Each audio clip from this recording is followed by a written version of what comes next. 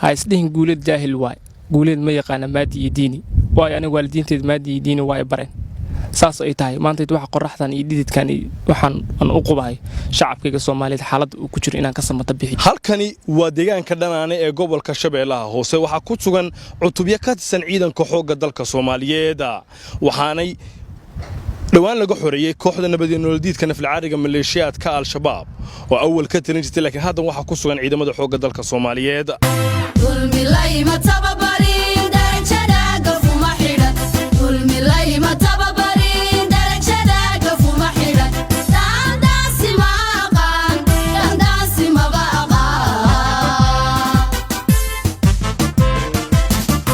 haddaba waxaan u tagi doonaa askarta aad arkaysaan oo haysa difaaca waa bartii ugu dambeysay ciidanka xoogga waxayna har iyo habeen heegan ugu jiraan sidii nabadiidka al-shabaab ay u xididada ugu sibi lahaayeen waxaan wareysanayaa dareenkooda iyo sida ay yihiin xaaladooda iyo si haatan ay yihiin magacaygu waa Guuleed Saaqaadan waxa aan ka tirsanahay xoogga dalka Soomaaliyeed guddiisa afraad ururkiisa 32 Guuleed waa mahadsan tahay waxaan iska soo raacnay magaalada Muqdisho waxaan hadda ku sugannahay gobolka Shabeellaha Hoose gaar ahaan deegaanka dhanaane horta markii kugu horreysay ee hawlgal noocan ka qayb qaadata mise hawlgal hore jiray hawlgalkii ugu horeeyay ma aha aniga oo ka soo hawlgalay gobolada Soomaaliyeed oo ka soo xoreeyay cadow kooxaha nabadiidka hadeertaan aan ku suganahay Shabeellaha Hoose aan uga guuleysan doono cadawga argagixisada ee al-shabaab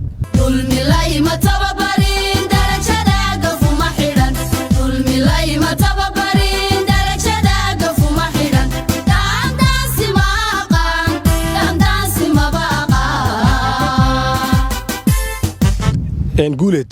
waxaad ka timi magaalada Muqdisho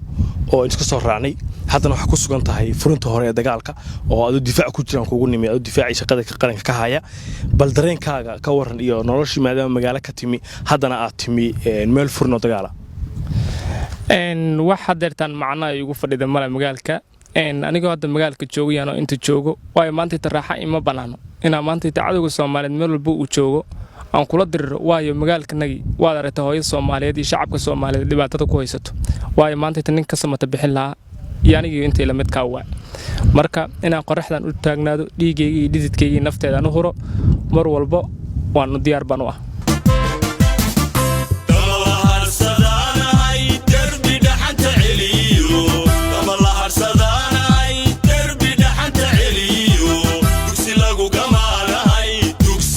annagoo qaadayna saraakiisha ugu sarsareysay iyo amarka madaxweynaha oo cadawga al-shabaab argagixisada meel walba ay joogaan aan ka safeyn doono ayaan ku hamweynahay insha Allah ta'ala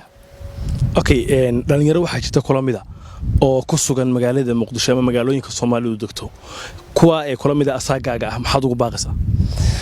wallahi waxa ugu baaqaya dalkooda Soomaaliyeed xaaladda uu ku jiro inay maanta ay ka samata bixiyaan ha isdhihin guuleed jaahil waay guuleed ma yaqaana maadi iyo diini waayo aniga waalidiinteed maadi iyo diini waa bareen saas ay tahay maanta waxa qoraxdan iyo dhididkan waxaan u qubahay shacabkayga Soomaaliyeed xaaladda uu ku jiro inaan ka samata bixiyo aniga inta ila mid ku dhibanahay magafa nin ku rafaaday badda nin ku raaxaysanay dalka shisheeye iyo midka ku sugan Soomaaliya meel walba uu ka joogo waxa aan leeyahay hadafkanaga hal mid ha noqdo cadawga noo tashtay meel walba uu joogo hal mid aan ka noqono aan ka hortagno annagoo isku hadafa insha Allah Ilaahay waa nala garab tagi doona waan ka guuleysanaynaa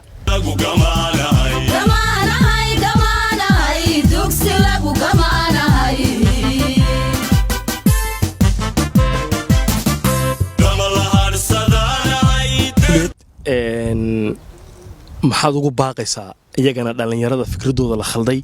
ee kooxaha nabadgelyada ay ku shaqaysanayaan ee asaagaaga wallahi dhalinyarada Soomaaliyeed oo la qalday oo hadafka qaldan laga dhaadhiciyay waxa aan leeyahay ka faa'iideysta madaxweynaha jamhuuriyadda ballanqaadku in ballanqaaday in dalkiina dib ugu soo laabataan oo hadafka qaldan iyo hubka sida qaldan aad u qaadateen ay iska dhigaan ee dalkooda iyo dadkooda ay difaacaan mar walbana u dhabar adeegaan hadafka qaldan oo laga dhaadhiciyay ma aha mid jiri doono mana sii socon doono waxaan ugu baaqayaa dhalinyarada Soomaaliyeed oo hadafka qaldan ka dhaadhacsan yahay waa in cafiska madaxweynaha jamhuuriyadda uu fidiyay waa inay ka faa'iideystaan